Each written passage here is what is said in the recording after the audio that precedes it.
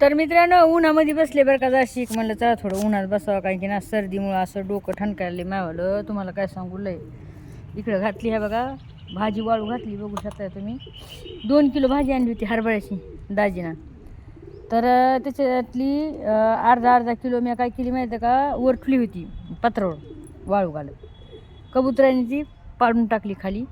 एवढी भाजी राहिली बघा भावना 2 किलोमधली भाजी तुम्हाला दाखवते ह्या बघा. हे बघा आहे का. तर ही भाजी आहे ना वाळून एवढी छान लागती ना तुम्हाला काय सांगू हाटून मस्तपैकी करायची. इकडे हे म्हणता तुम्ही म्हणता सांगितलं काय आहे हे. तर ही अद्रक मी थोडी ही केली अद्रक शिल्ली आणि मीठ लावून त्याला हे केली थोडं वाळू घातलं. हा बघा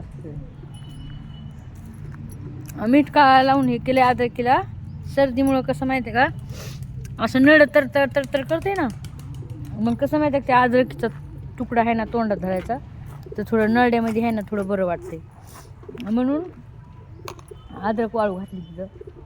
आणि हरभऱ्याची भाजी तुम्ही हाटून केली का मला नक्की सांगा.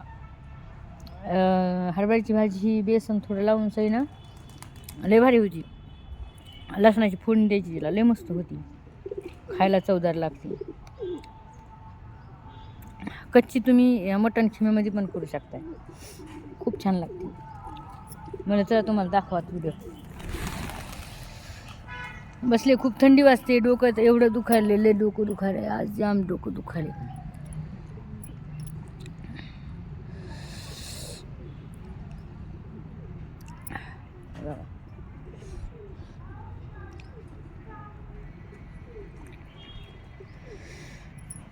बघा आमच्या गावाकडचं वातावरण. हे बघा बिल्डिंग मोठी इकडे आहे का.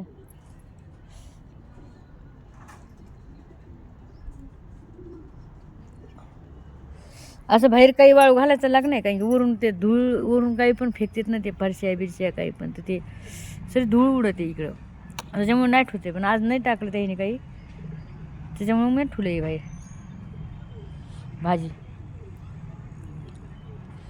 तुम्ही करतात का असं भाजी वाळून सईना मला नक्कीच कमेंटमध्ये सांगा. काळजी घ्या सगळ्यांनी.